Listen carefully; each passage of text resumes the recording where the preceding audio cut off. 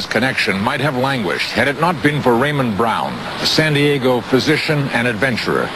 He believes he has found conclusive links between a Caribbean civilization and those of Egypt and Central America.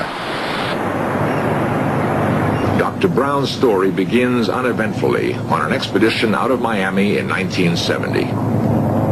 Here, recreated, Dr. Brown was headed for an area between Andros Island and the Berry Islands, approximately 100 miles from Bimini. His intention was not to prove or disprove stories about Atlantis, but rather to search for sunken treasure.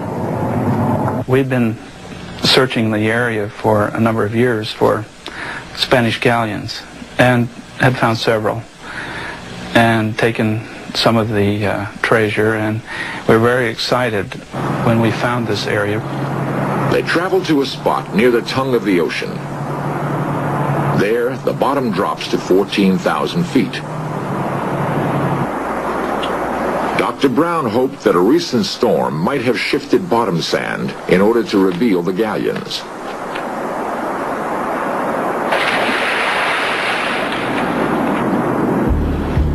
The water was very murky, and we didn't get to see all that we would like to have seen, but after the storm moved the sand for us that we'd been digging on for several years unsuccessfully, we found ruins and buildings everywhere.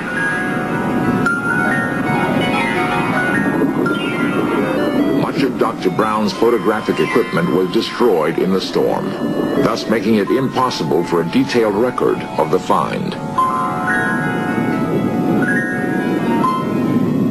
We really had no choice, because if we had gone back for new equipment that we lost during the storm, if we hadn't got in the water even as murky as it was, the sand would have covered the buildings up and we would have lost the view. The ruins of the city Dr. Brown claims he found reflected a sophisticated level of architectural design. The buildings had somewhat of an Egyptian or classic look to them. The ground mass was rippled, as though the area had been dropped into the ocean by some sort of cataclysmic action. Then Dr. Brown reported that he came across the most magnificent find of all. In the murkiness, he spotted the tip of a submerged pyramid, barely visible above the ocean floor.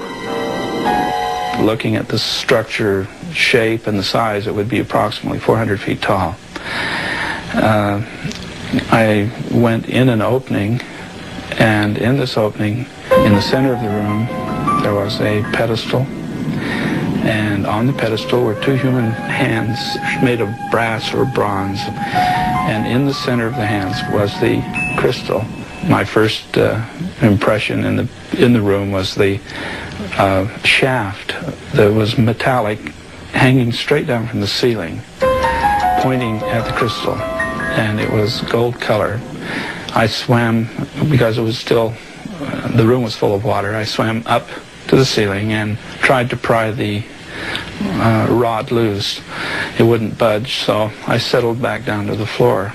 And I reached my hand in between the fingers of the metal hands, and I found the crystal was loose. And it was the only thing in the room that I could take home. The crystal ball seems to possess powers that can repel a coiled stainless steel rod.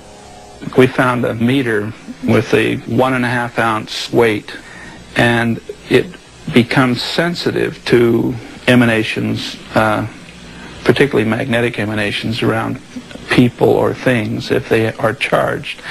We find that if we can hold it straight without allowing it to flip from side to side, some strong influences will actually raise the weight in the air. Now, as we bring something into the field of the crystal, the ions tend to repel. If I can keep it balanced and bring it directly into the field and not let it tip from side to side, the weight will then not go to the side if I can keep it centered, and it will, as I come higher, it will raise it and make it weightless and actually float in the air. Some historians say that crystals were the source of Atlantean power. Dr. Brown believes his crystal is evidence that such a culture existed and possessed powers unknown to modern man. Maybe the ancients knew more than we did about life forms and life forces, and we might discover their secret. In the last decade of exploration in the waters off Bimini, new finds cause us to question old theories.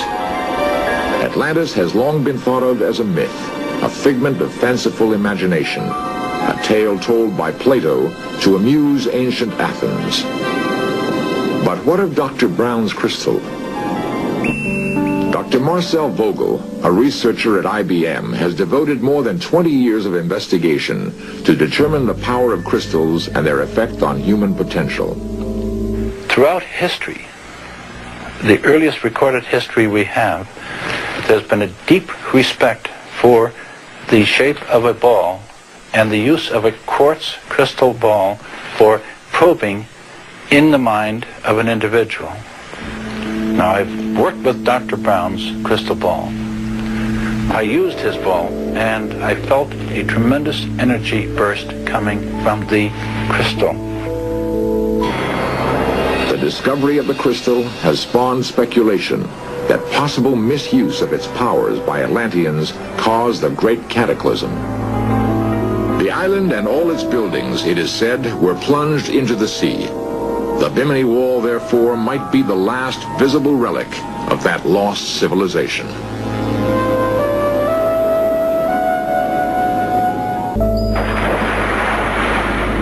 Divers have always searched for hidden treasures of the sea. In the waters off Bimini may lie the clues that not only unlock the mystery of Atlantis, but the secrets of the mind as well. For the present, however, we must content ourselves with the inconclusive bits of evidence so far uncovered.